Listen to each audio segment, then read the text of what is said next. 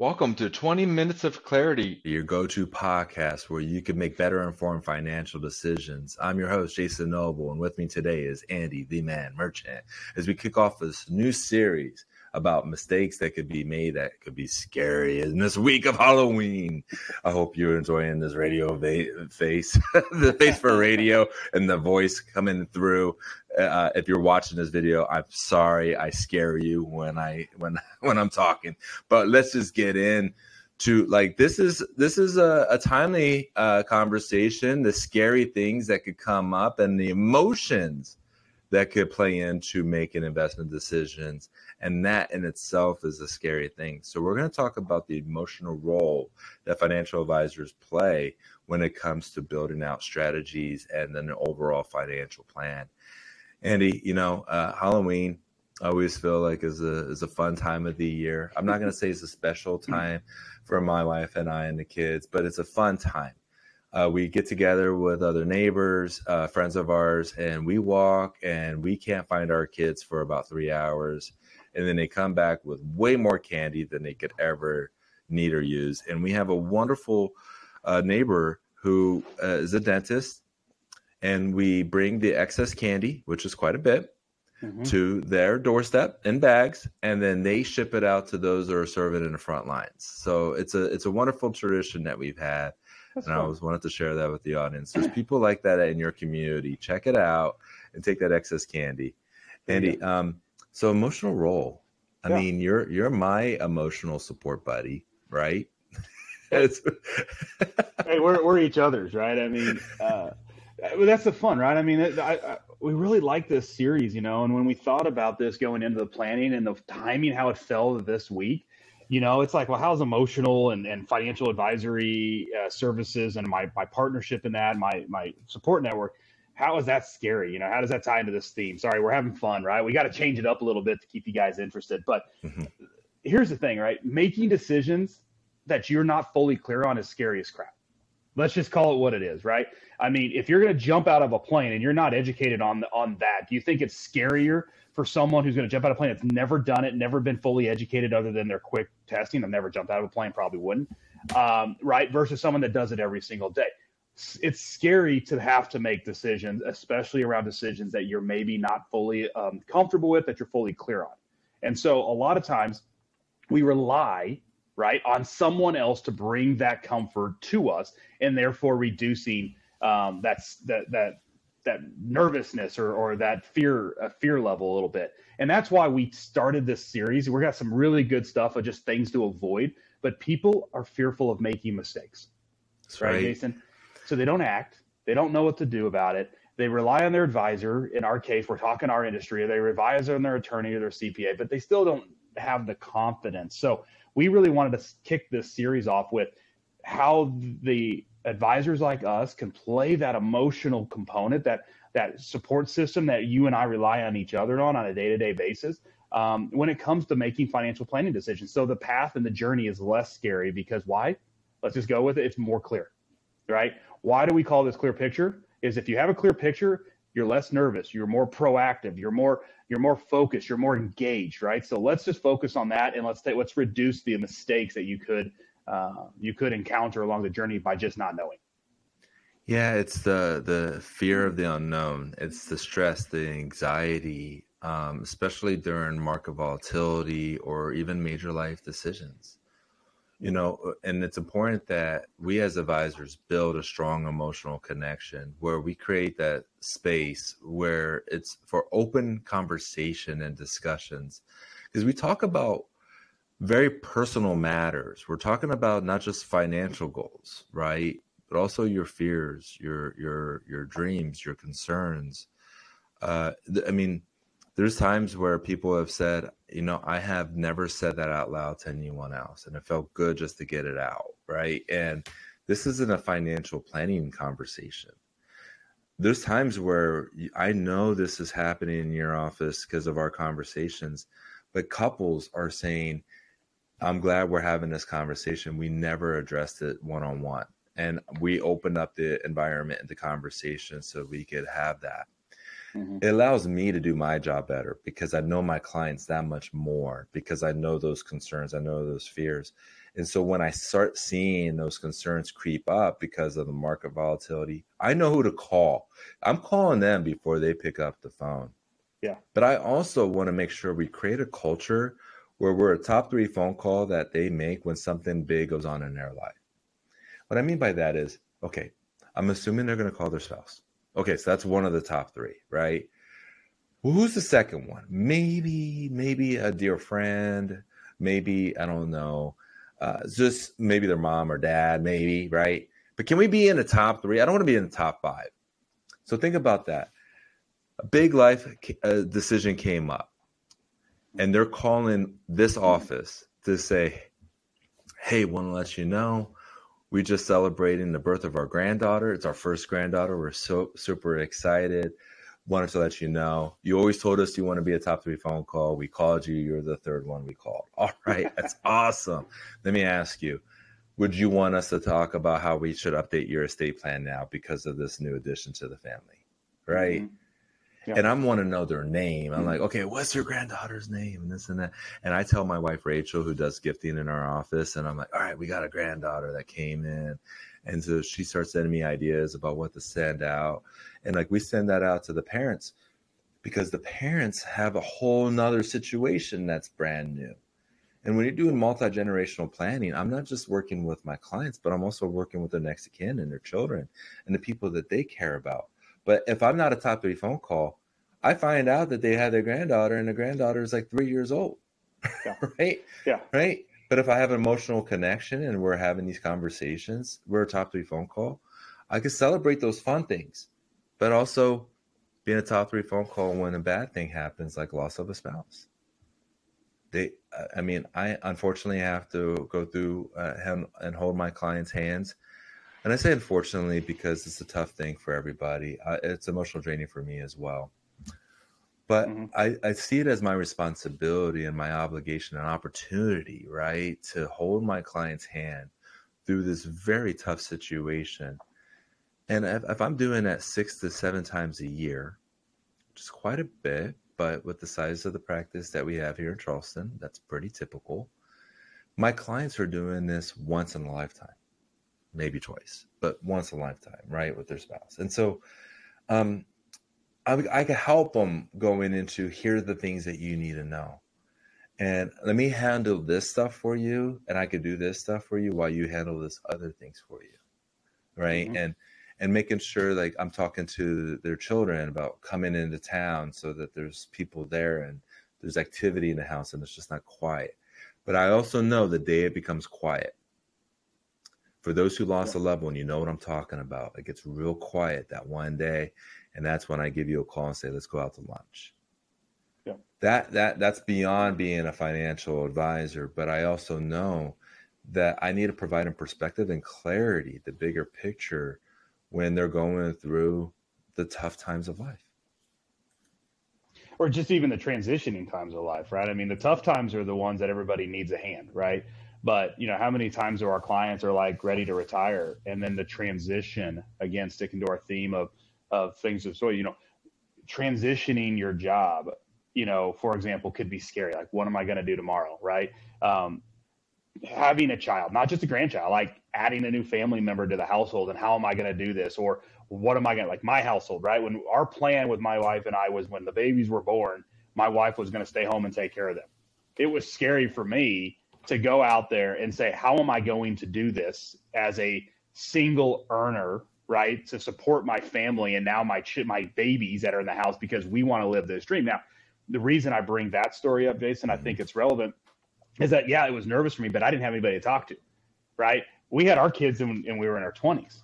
Guess how much money you have when you're in 20s and how you can't rely on a financial advisor, because the traditional financial advisor only sees you as value based on how much assets you're willing to have under management for you, right?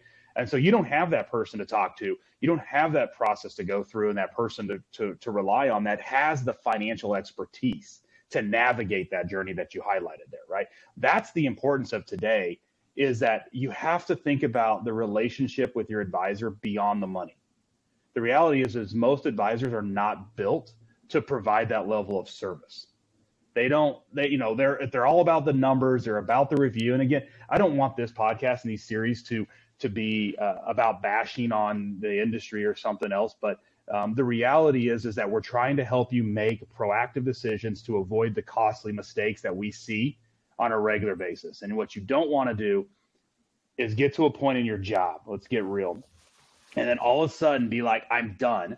But all your money's been in a 401k your whole life.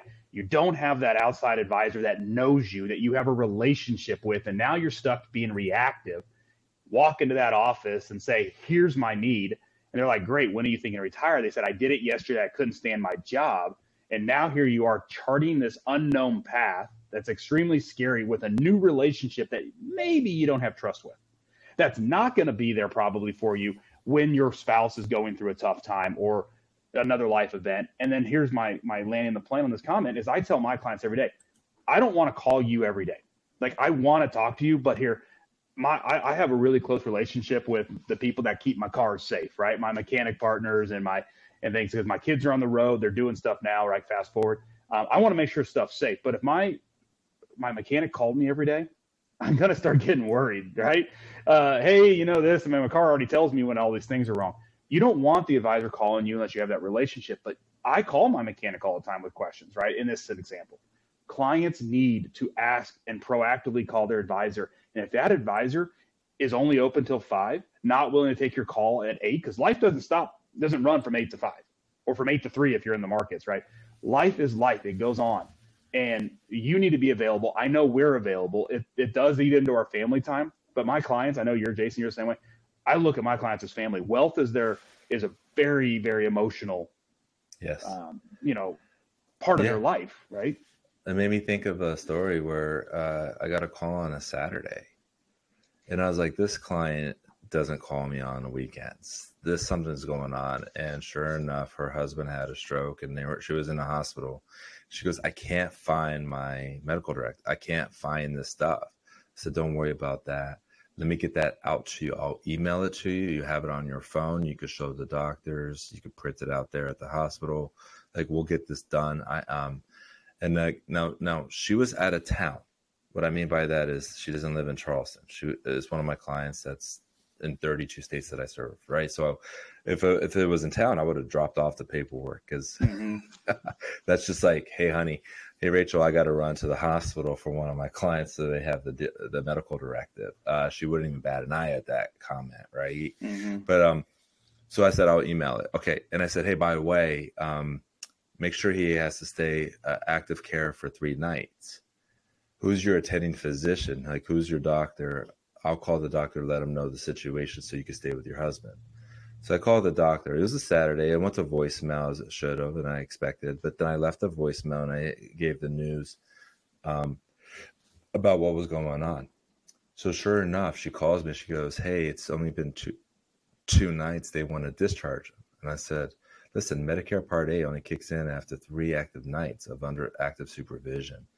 Call your doctor, and she goes, yeah, he called me. And I said, okay, let your doctor know this is going on. She called the doctor, and he called the hospital, had a conversation with the attending physician, and they kept them under active duty for the 3rd night, saving them money because Medicare Part A would have kicked in if they would have been discharged on the 2nd day or on the 3rd day, but before the 3rd night. So, I mean, okay, here she is. She's calling me because she's going through a major life event. But I wasn't even her top 3 call. I was her number 1 call because she said, I know that you have this document.